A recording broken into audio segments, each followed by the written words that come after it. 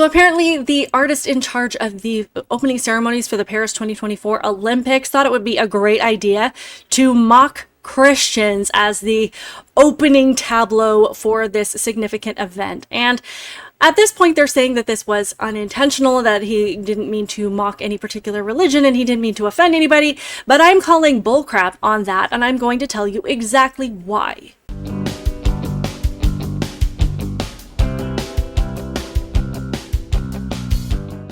Welcome to my channel, Outspoken Samantha. If you are new here, welcome. I do appreciate you clicking on the video to watch it. Since you are here, you may as well take one more second, one more click, and hit that subscribe button as well.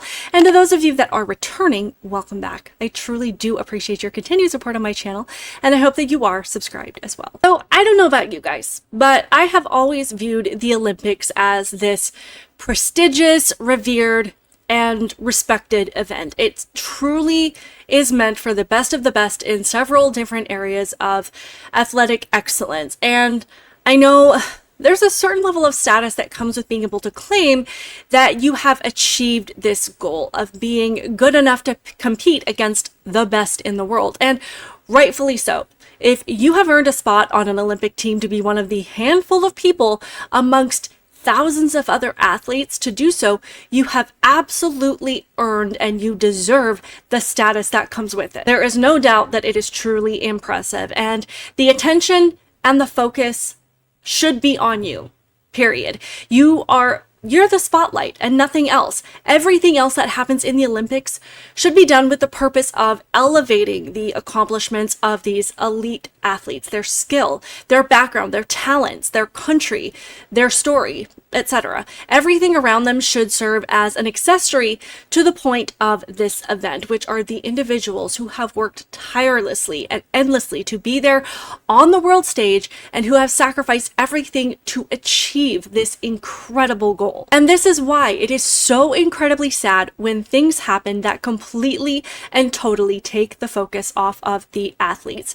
Now, as I'm sure many of you have seen at least parts of the opening ceremonies to the Paris Olympics by now, it's caused a lot of outrage across the internet, and it happened pretty quickly on Sunday. Now, the first part of it that we're going to talk about is, of course, the opening tableau, which had a table full of drag queens sitting together with this fat one in the middle as the focal point, lined up along what has been said is meant to be a runway, but in this image, it definitely looks like a table. And as I'm sure most of you are aware by now, this particular tableau looked shockingly similar to Leonardo da Vinci's painting of The Last Supper. And whether or not this particular imagery was the intent of the artist, which we will get into in a minute, there is no denying that this is exactly what this looks like. Interestingly, after the outrage had gone on for a solid 24 hours, non-stop, the video clips of the opening ceremonies were flagged, I believe, by the Olympic event itself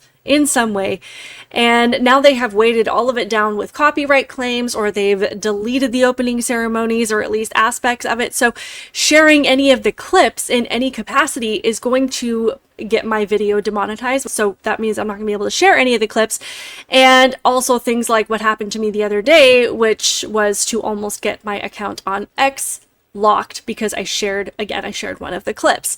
So it's strange how that happens when narratives the left doesn't like start to catch fire. It's almost like they have to rein things in before people get to thinking too much for themselves. So at this point, we can really only share some of the still images of the opening ceremonies, but of course you can still find clips of it in most places. I think there are still some up on X, so they're not hard to find. It's just if an unofficial account, I guess, shares them in some way, then that could be means of getting your account locked or your channel demonetized or whatever it is. So anyway, this is what went around the internet very, very quickly, and ultimately what started this wildfire of total distraction to what this event is supposed to be about, which is, again, these elite athletes. It took about 2 seconds of seeing this play out for Christians all over the world, and there are almost 3 billion of us across the entire planet, to see this and go, There's a lot of similarities there, and I don't think that that is a coincidence, and it definitely feels like we are being mocked. So we'll come back to that image in a minute, because that is what I really want to talk about. But moving on to other questionable aspects of the opening ceremonies, they brought in a man painted blue who wasn't wearing much of anything, and he was placed directly in front of a child, and his private parts were hanging out of whatever strings he was using to hold himself in place. This, of course, is supposed to be Dionysus, the god of wine, dance, pleasure, irrationality, and chaos. And apparently I was reading a couple of articles on this. An ancient history and international politics student by the name of Kyan Goodsell illustrated how the figure of Dionysus serves as an example of sexual and gender fluidity in the ancient world. So, of course, it seems about right that they would put him as well as the front and center. There were several other heavily sexualized performances that took place on this runway that demonstrated the mindset of the artist in charge of putting this all together. And the question we have to keep asking ourselves as we're watching this play out is, how on earth does this elevate the Olympics and the elite athleticism that it is supposed to be focused on? And the answer is, of course, it doesn't. A couple of other things to take note of. There was this headless corpse of Marie Antoinette, accompanied by fire and brimstone. Okay, I may have added the brimstone part, but it may as well have been. And the kind of music that you kind of expect runs on repeat in the depths of hell. So that's fun. They had a rider on a pale horse, as referenced in the book of Revelation, and literally displayed a golden calf on stage. So again, there was a lot of questionable garbage that all played out during the opening ceremonies. None of it was inspiring, which is what the Olympics are supposed to be. None of it was uplifting, which is what the Olympics are supposed to be. None of it was about the athletes, which is what the Olympics are supposed to be. It was pure indulgence of the sick and twisted minds leading the far left-wing activists of today, who are apparently just incapable of doing anything without involving sexual depravity and moral deviancy. Literally nothing. So after all of this hit the internet, of course there has been some pushback as to whether or not offending 3 billion Christians that exist on planet Earth was the intent of the artistic director of the ceremony, whose name is Thomas Joly. And I am attempting to say that the correct French way, but I could be completely just mispronouncing it, which I apologize for. But in a couple of articles that have come out since then, and in response to the frustration that so many Christians felt as they believe this was a direct mockery of something that symbolizes the central figure of Christianity, Jesus Christ, and one of the most significant events during his ministry, Thomas Joly has said that he didn't mean to offend anyone. He didn't mean to target any particular religion, and that he was just trying to be inclusive. And of course you were, because inclusive has become the word you throw out there when you want to normalize the most perverse behavior and then get a pass for doing so by saying it's about being inclusive. Because then for some reason this buzzword protects people, even the most predatory, vile people, from backlash. I mean, I tell you what, Bill Cosby probably wishes he was born about 60 years later. Life would have been so different for him. So after reading several articles that explain what the artist was thinking as he put this all together and trying to make excuses for how this came across, this particular article just kind of sums up what most of these articles have said. It says, still, Olympic organizers defend the intent behind the parody that featured DJ and producer Barbara Butch, which is the obese central figure of the tableau, who is a well-known LGBTQ figure, and other drag queens and dancers that was put together by the ceremony's artistic director, Thomas Joly. Clearly, there was never an intention to show disrespect to any religious group. On the contrary, I think with Thomas Joly, we really did try to celebrate community tolerance, spokesperson Anne DeCamps said during a press conference on Sunday. Looking at the result of the polls that we shared, we believe that this ambition was achieved. If people have taken any offense, we are, of course, really, really sorry. So I guess it's okay, guys, because he didn't mean to offend anyone. And there have been a few sources that have said he was not using the Last Supper painting as inspiration. The dinner apparently was supposed to be a bacchanal. In this post, someone says, Feast of the Gods, a painting by Jean Harmaz Valberger from 1635, which depicts a celebration of, or bacchanal, presided over by the god of wine, Bacchus, or Dionysus in Greek culture. The opening ceremony of the 2024 Olympics in Paris featured a celebration of Greek heritage. This was another one that someone posted and says, I love how mental people are going over the trans Last Supper at the Olympics. Color me shocked that people don't know Greek history, that it was a portrayal of the Dionysian bacchanal. This post I actually found relatively amusing because it was circulating on Facebook. I took some screenshots of it because somebody actually shared it on, one of my friends shared it on my personal page, and I was just like, okay. So it's something that has been going around a lot that I think a lot of people have seen, and your friends have probably tagged you in it as well if you are someone that saw the Last Supper in that artistic interpretation. But it says also it was not the Last Supper, it was depiction of an ancient Greek bacchanal, because you know the Olympics are ancient and Greek. Surprise! And if you didn't know, a bacchanalia is an uncontrollable, promiscuous, extravagant, and loud party. The parties are often span several days, which honored the god of wine, Bacchus, the blue guy covered in grapevine. He is also known as Dionysus, the great god of fertility, later known as the god of wine and pleasure. And finally, it was not the death on a pale horse, it was Sicana, goddess of the Seine river in which the boat procession took place. She was meant to be the representation of the Olympic spirit of Sequana. And if some of you weren't so busy trying to end the Department of Education, you might know this. Ma'am, they are trying to teach little children that men can get pregnant, that you can pick your gender, and that the earth is going to burst into flames if they don't vote for Democrats. So nobody is teaching anybody about ancient Greek history in public education. I'm going to guess that you did a brief Google search yourself and didn't actually know any of this until you wanted to find a way to tell Christians that they weren't actually seeing what they were seeing with their own eyes, because that tends to be what happens. This is the kind of explanation that comes from people that want to bury their head in the sand and not acknowledge what is actually going on in the country, because the truth really is that vile. So let's just say for 1 minute, let's just entertain the idea for a minute that this artist wasn't trying to mock Christianity, that this had nothing to do with Jesus and his disciples. It's still deeply, deeply offensive. Because again, first of all, I am failing to understand how this elevates the Olympic event in any way, how this is supposed to be inspiring to the athletes, and not only that, how this is supposed to be appropriate for family-friendly entertainment, though it does actually meet the definition of family friendly when it comes to the far left activist wing of the Democrat Party right now, because anything goes when it comes to what you want to put in front of children. Whatever you personally deem as family friendly, regardless of how perverse it is, that is perfectly fine. But I find it fascinating that this word inclusive is pretty much always accompanied with sexual deviancy. It's always accompanied with sexualizing children. It's always accompanied by these depraved and degenerate ideas. It is never something that seems to welcome morality or any sense of right and wrong or protecting children's innocence.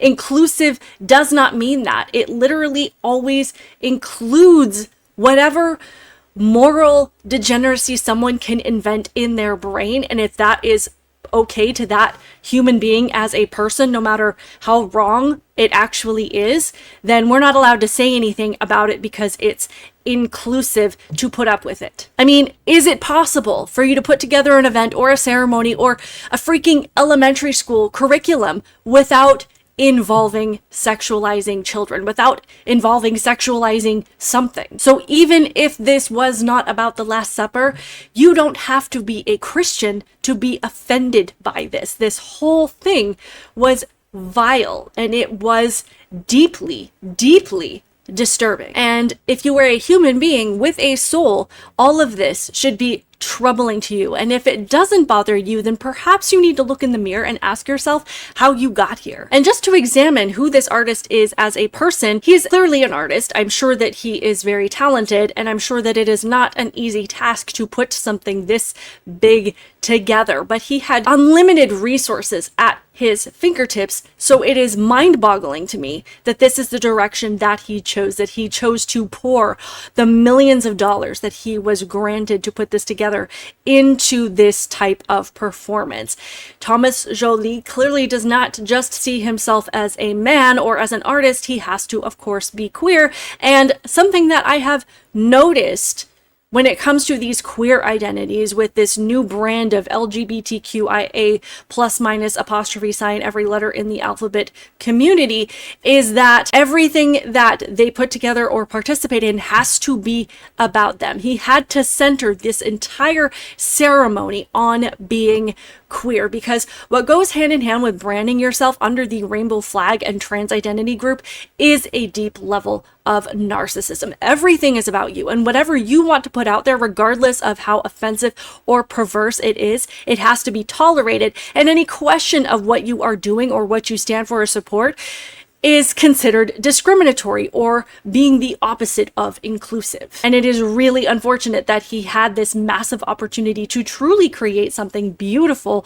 and inclusive, something that was, could really unite everybody. And he did choose to focus on his own political agenda. He took the attention away from the people that had achieved so much to be there and chose to make the central focus on his political belief system.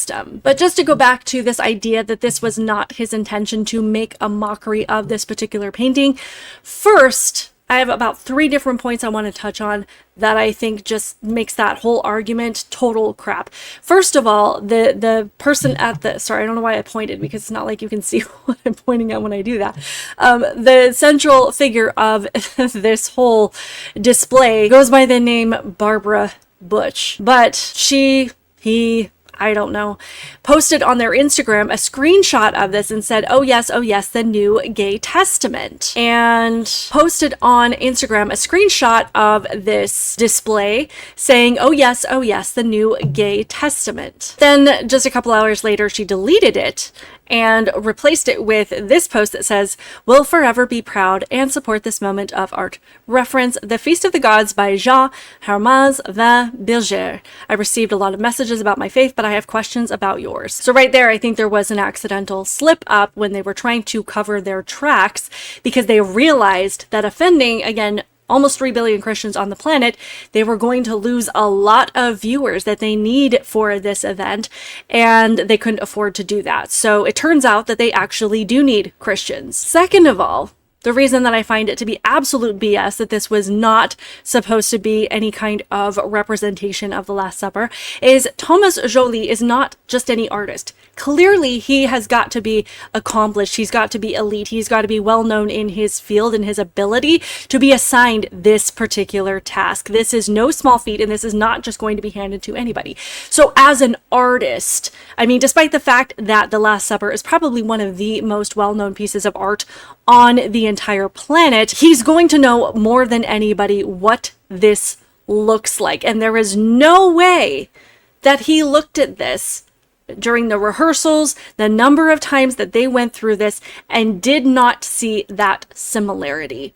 They've got this central figure with a balanced number of people on both sides, waiting on their feast. They've got this long table that, yes, they did morph into a runway that they used for that purpose, but the similarities are there. They've got the white pillars in the background. They've got white pillars on the bottom one as well. I don't know why I keep pointing. It's not like you can see that. So there's no way for someone who is a well-known and accomplished artist to not know the references that they are making. So there's no way in my brain that you can claim ignorance on this. As I've said before, I am tired of oops. I am tired of people saying, oops, we didn't know. Yes, you did. You did know. You know exactly what you are doing, and I don't buy for a second that this was unintentional. And lastly, find me any artistic depiction of a bacchanal that looks anything like the artistic display that happened at the opening ceremonies. This is one that people have posted repeatedly. I've seen a few more, and none of them even slightly resemble the way that things were laid out in this opening event. And even if you, I mean, again, just going on a limb here, even if you were trying to emulate this particular Greek event for the Olympics, what does this add to it? How does this uplift and inspire anyone? And the truth is that it doesn't. But again, there is, in my mind, there is no possible way for someone whose entire life is art to not see the similarities between this and Leonardo da Vinci's painting, when it took about 2 seconds of Christians to see exactly what was going on here. And then, of course, all of the other things like the golden calf and the pale horse and a handful of other references that in my mind just come together to make all of it beyond coincidental. But I would love to hear all of your thoughts on this in the comments below, even if you completely disagree with me, if you think that there was a completely, I don't even say innocent explanation, because I don't think there was anything innocent about what played out here.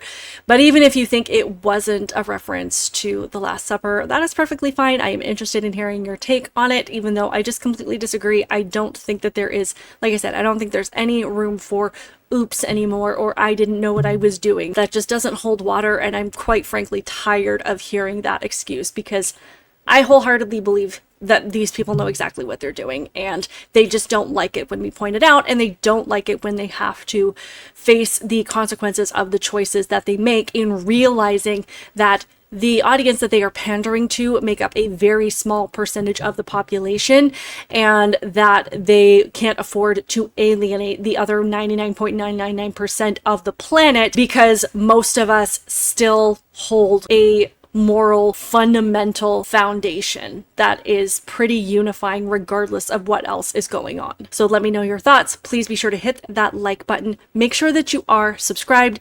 Keep it real, guys, and I will see you in the next one.